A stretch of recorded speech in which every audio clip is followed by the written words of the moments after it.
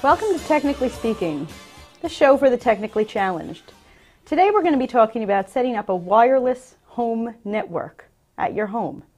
Now, before we get started, let's talk about what we're not going to be talking about today. Pretty much everything is wireless in my house at this point. I think even the microwave has a remote control. So we're not talking about your basic remote controls for televisions or DVD players. We're also not talking about cell phones, although having a wireless home network is going to help your cell phones. That's a little bit of a different technology. We're talking about the internet and having a network in your home that is going to shoot internet all over the rest of your house. Basically, the internet is coming into your home and you can hook it up to one computer or multiple computers. We're talking about hooking it up to multiple computers, cell phones, printers, all wirelessly without having to run yards and yards of cable all over your house. Why would you want to do this in your home? Well, here's a couple of reasons. One is to share internet access among multiple computers. You probably want your computers to be able to be in the basement, maybe surf the web from your laptop on the couch without having to always run a 25-foot long cord to the modem. That's one good reason. So you want to be able to move from room to room. You also might want to share files between computers.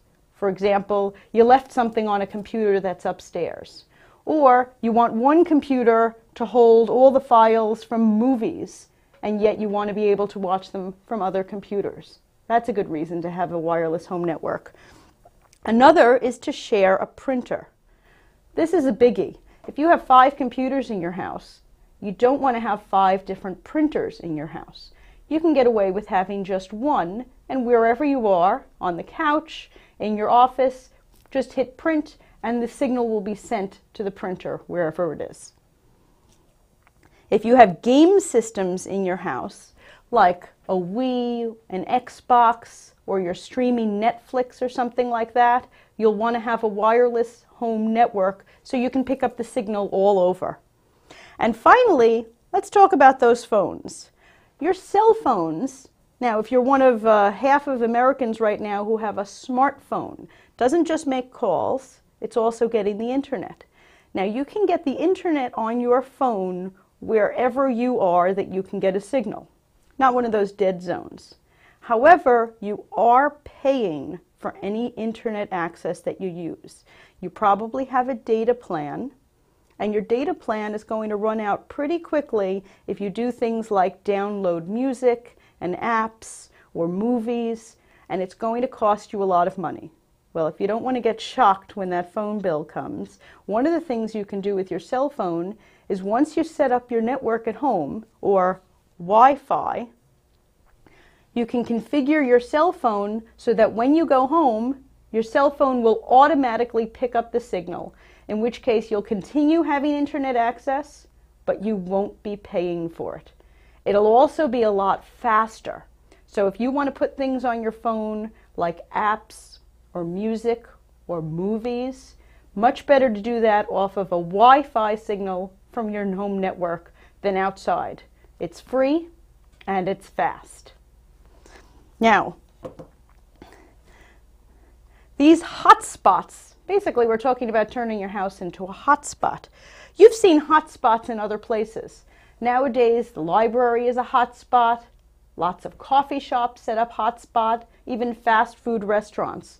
And you can go to one of these places with your phone, with your laptop, and get free wireless access. And that's what we're talking about setting up in your house. However, if you're out in a coffee shop or a fast food restaurant, you want to think about 3 things with that hotspot. Is it free? Is it safe? And is it legal? Now, is it free?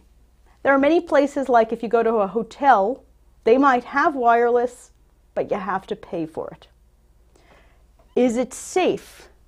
The unfortunate thing about free hotspots is in many cases, it's not safe. If you log on with your laptop at a coffee shop, unless you've equipped your computer with a firewall or some other security measures, you might have a problem with the person at the next table hacking into your computer. So it's something to think about. If you're simply surfing the web, reading the newspaper, might not be an issue. I wouldn't recommend doing banking, for example, at a public hotspot area. And finally, is it legal? Well, you might be able to pick up a wireless signal from your neighbors for free and skip everything we're going to talk about. But that's not exactly legal. It's actually stealing because they're paying for service and you're surfing onto it. So when you're thinking about these hotspots, which we're going to set up in your house, think about these 3 things before you log on to make sure that you and your computer are not at risk. So let's get started setting up our first wireless home network.